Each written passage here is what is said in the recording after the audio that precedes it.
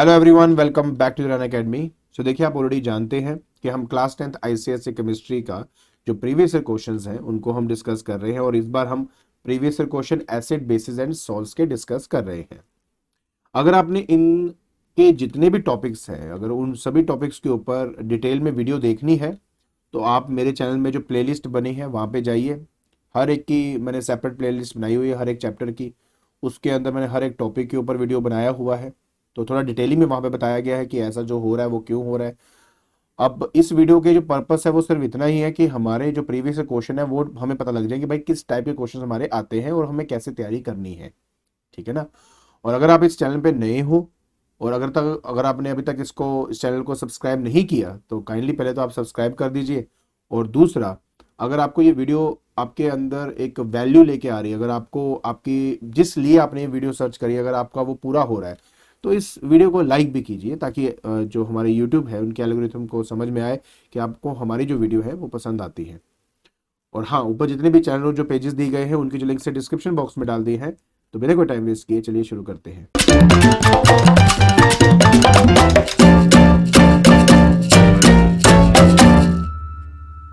देखिए बेटा, सबसे पहले हमारे पास आता है कि state your observations when dilute hydrochloric acid is added to lead nitrate solution and mixture is heated.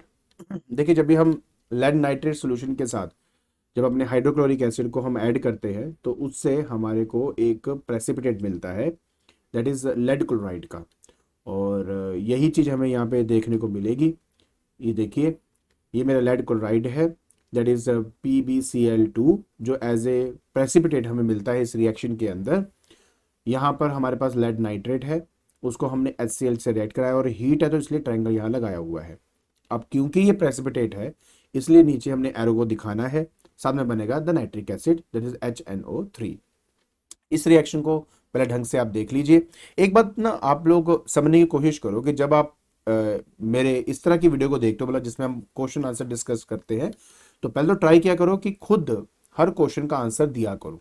ठीक है, ट्राई किया करो, बैलेंस किया करो अपने इक्वेशंस को। अगर आप ये सब प्रॉपरली कर पा रहे हो तो इसका मतलब आपको अच्छी तरह सब कुछ आता है, और अगर आप नहीं कर पा रहे हो तो अभी भी आपको और रिएक्शंस लिख लिख कर प्रैक्टिस करने की जरूरत है। तो इसलिए थोड़ा सा इसको ध्यान से करें। ठीक है। अगला, फिर वो कहता है कि barium chloride solution is mixed with the sodium sulphate solution. तो आपका जो बेरियम सल्फेट है वो यहाँ पे बनता है। देखिए, ये बना ना बेरियम सल्फेट, और इसका ये भी एक वाइट प्रेसिपिटेट ही है हमारा। ठीक है। तो सबसे पहली बात लिखा है कि when the barium chloride solution is slowly added to the sodium sulphate solution, a white precipitate of barium sulphate is formed. आप देख सकते हो कि ये एक डबल डिस्प्लेसमेंट वैसे रिएक्शन है ये जिसके अंदर Ba जो है वो SO4 से मिल रहा है और Na जो है वो Cl के साथ आपका मिल रहा है, एंड बेरियम सल्फेट आपका बन गया प्लस NaCl आपका बन जाता है। इसके बाद आता है give a balanced equation for the following reaction, जैसे कि dilute nitric acid and copper carbonate. देखिए, सिंपल सी बात है, अगर मैं नाइट्रिक एसिड की बात करता हूं तो HNO3 is the nitric acid, और कॉपर कार्बोनेट की बात करें तो CuCO3 आपका कॉपर कार्बोनेट है। जब आप इनको आपस में मिलाएंगे 100% क्या होगा कि पहले तो ये आपका जो Cu है ये NO3 के साथ आपका मिलेगा।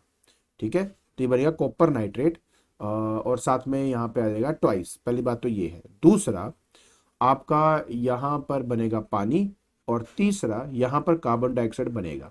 क्या होता है ना, जो कार्बोनेट होता है, जब किसी कार्बोनेट के साथ हम एसिड को रिएक्ट करवाते हैं तो उसमें कार्बन डाइऑक्साइड आपकी रिलीज होती है। बाकी आप देखिए, यहाँ प्रॉपरली आपको इक्वेशन मैंने बना के दी हुई है, बैलेंस भी किया हुआ है।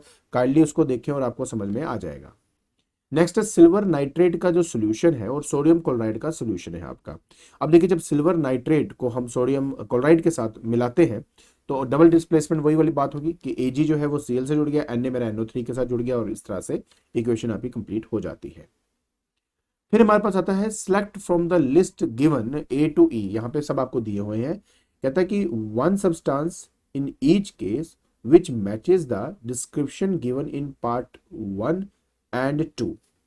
ओके, सो कहते हैं compound which is insoluble in cold water but soluble in hot water. ठीक है। ओके, सो इसका आंसर आएगा लेड टू क्लोराइड। ठीक है, ये देखिए आ गया ना लेड टू क्लोराइड, क्योंकि वो इंसोल्युबल होता है कोल्ड वाटर के अंदर, लेकिन जब हम उसको हीट करते हैं या हॉट वाटर में डालते हैं तब ये आपका क्या होता है, ये सोल्यूबल हो जाता है आपका। A compound whose aqueous solution is neutral in nature. तो जब हम उसका एक्वस सोल्यूशन बनाते हैं तो वो सोडियम क्लोराइड है। जैसे आप पानी में नमक डाल देते हो तो उससे ना थोड़ा ना उसकी एसिडिटी या उसकी बेसिसिटी बढ़ जाती है, ऐसा कुछ नहीं होता। इसलिए सोडियम क्लोराइड इसका सही आंसर है। अब है मैच द फॉलोइंग। पहले देखो ये होगा एसिड सॉल्ट। अब एसिड सॉल्ट वो होगा जिस सॉल्ट के अंदर H हमारे पास एक्स्ट्रा होगा, ठीक है। जैसे कि ये देखिए डी पार्ट को, अब डी पार्ट के अंदर लिखा है सोडियम हाइड्रोजन कार्बोनेट, क्योंकि इसमें हाइड्रोजन यहाँ पे है तो ये एक एसिड सॉल्ट माना जाएगा।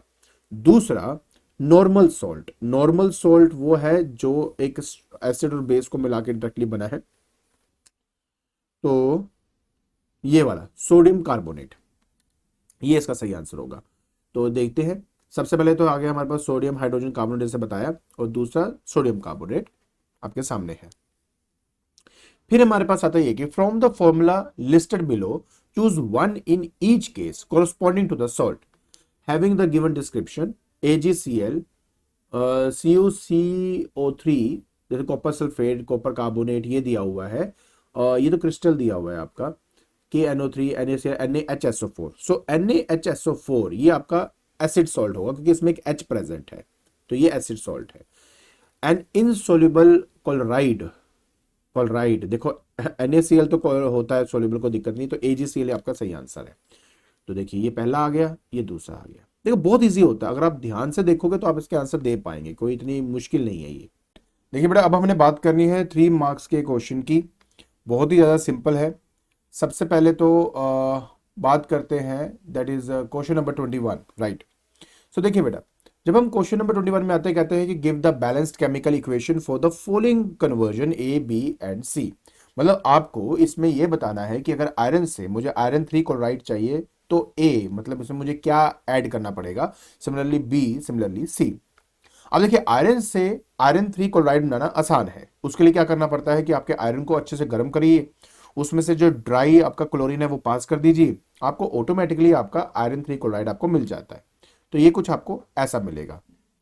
प्रॉब्लम पता क्या थी, प्रॉब्लम ये थी कि जब हम FeCl3 को FeCO3 मतलब हम फेरस कार्बोनेट बनाने की कोशिश कर रहे हैं भाई, तो वो हो नहीं रहा था।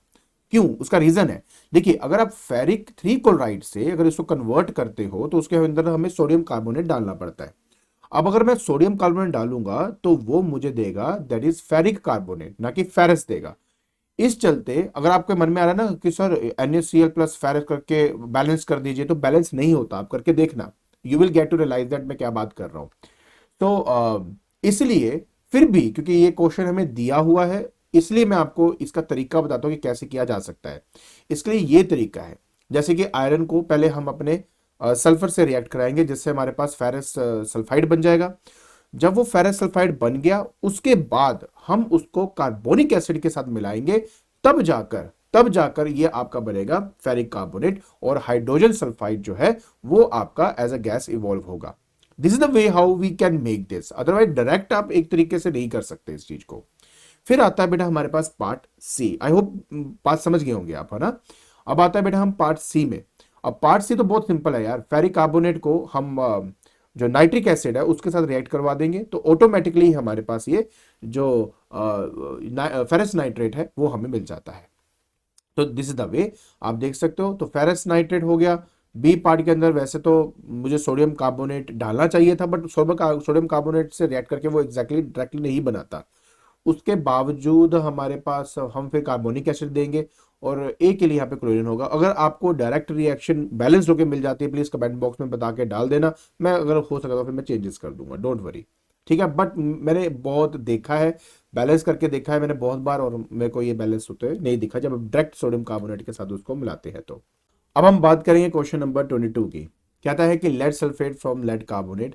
अब आपको पहले तो समझना होगा कि लेड सल्फेट अगर आप लेड कार्बोनेट से बनाना चाहते हो तो सबसे पहले मुझे उसका लेड नाइट्रेट बनाना पड़ेगा, और तब जाके सल्फ्यूरिक एसिड ऐड करके मैं इसका लेड सल्फेट बना पाऊंगा।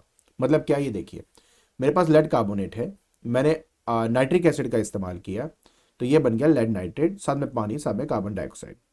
ये जो लेड नाइट्रेट है जब इसको सल्फ्यूरिक एसिड से मिलाते हो तब जाके आपका लेड सल्फेट तैयार होता है। तो ये बात समझनी बहुत इंपॉर्टेंट है और इजी भी है। फिर हमारे पास नेक्स्ट आता है बेटा कि sodium sulphate using dilute sulphuric acid. देखिए सोडियम सल्फेट फ्रॉम, अच्छा ये दो तरीके हैं जो करना चाहे तो। एक तो हमारे पास NaCl ही है, सल्फ्यूरिक एसिड से मिला दीजिए, लेकिन टेम्परेचर आपका 200 डिग्री सेल्सियस से ज्यादा होना चाहिए। उस कंडीशन में ये सोडियम सल्फेट और साथ में HCl बनाता है। या सोडियम हाइड्रोक्साइड बेस से आप रिएक्ट कर दीजिए अपने सल्फ्यूरिक एसिड को, तब जाके भी ये आपका जो सोडियम सल्फेट है वो फिर बना के देगा, बट साथ में पानी। तो ये तो न्यूट्रलाइजेशन रिएक्शन हो गया जिसमें एसिड बेस मिलके सॉल्ट एंड वाटर आपका प्रिपेयर हो रहा है। फिर आता है copper chloride using copper carbonate. तो तरीका देख लीजिए, कॉपर कार्बोनेट जो है उसके अंदर पहले HCl आएगा, रिएक्ट करेगा, ताकि जिसकी वजह से ये कॉपर क्लोराइड पानी और कार्बन डाइऑक्साइड आपका बन सके। तो ये रहा इस क्वेश्चन का आंसर। बात करते हैं 23 की। अब कहता है the preparation of the lead sulphate from the lead carbonate is a 2 step process. बिल्कुल है टू, अभी मैंने आपको बताया था कैसे। सबसे पहले क्या था कि lead sulphate can not be prepared by adding dilute sulphuric acid to lead carbonate. तो पहला क्वेश्चन क्या था कि what is the first step that is required to prepare the lead sulphate from the lead carbonate. तो मैंने आपको just अभी बताया था कि पहले आप अपना उसका लेड नाइट्रेट बनाएंगे, लेड नाइट्रेट बनाने के बाद आप उसमें सल्फ्यूरिक एसिड मिलाकर अपना लेड सल्फेट को तैयार करते हो। हाँ, मन में आती है बात कि हम ऐसा सर क्यों कर रहे हैं, क्या रीजन है, उसका रीजन मैं आपको तीसरे पार्ट में दूंगा। फिर वो कहता है कि write the equation for the reaction which take place when the first step is carried out. तो ये है आपका फर्स्ट रिएक्शन जो मैंने आपको जस्ट अभी इससे पिछले वाले क्वेश्चन में बताया था।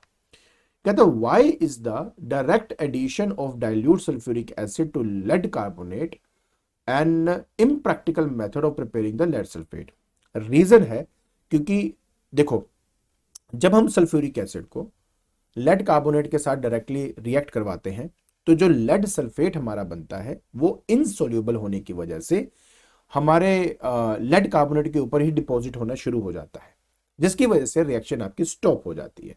इसलिए सबसे पहले उसका नाइट्रेट बनाना इंपॉर्टेंट है और उसके बाद आपका लेड सल्फेट बने तो बेस्ट है। और यही बात यहां पे लिखी हुई है। देखिए, from an insoluble salt another insoluble salt cannot be prepared by direct addition of dilute acid. Lead carbonate and lead sulfate both are insoluble salts in water.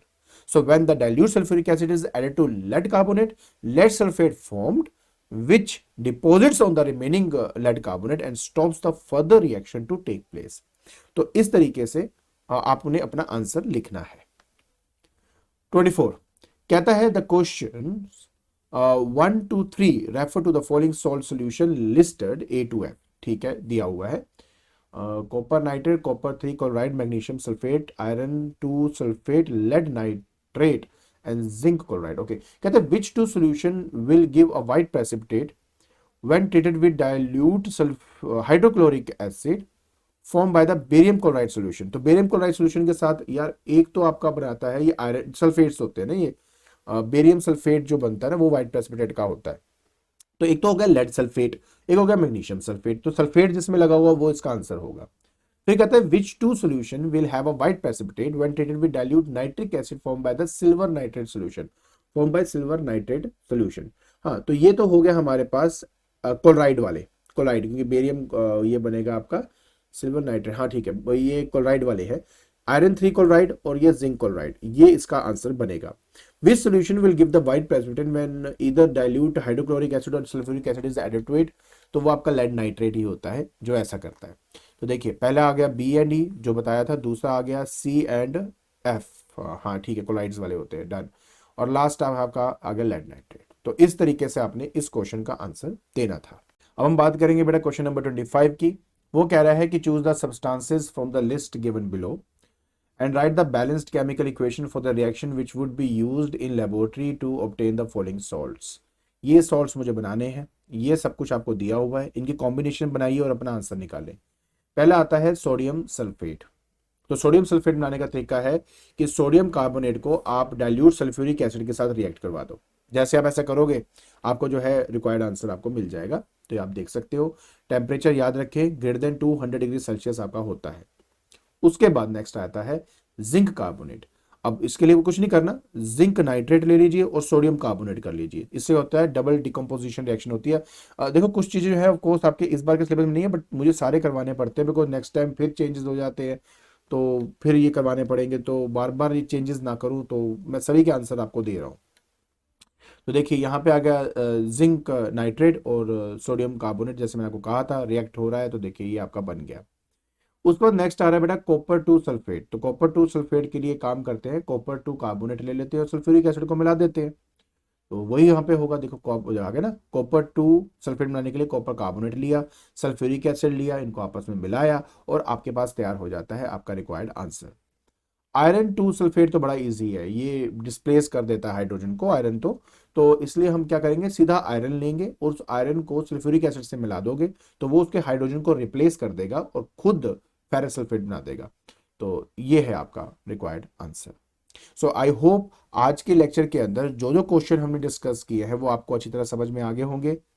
ठीक है, तो आज के लेक्चर के अंदर हमने कुछ और क्वेश्चंस किए हैं एसिड बेसिस एंड सॉल्ट्स के, एंड आई होप आपको अच्छी तरह समझ में आ गया होगा कि इन क्वेश्चंस को कैसे किया जाता है। अगर आपको ये वीडियो पसंद आ रही है तो प्लीज इसको लाइक किया करें, प्लीज इसको शेयर करें, सब्सक्राइब करें, और आज के लिए बस इतना ही। Thank you so much.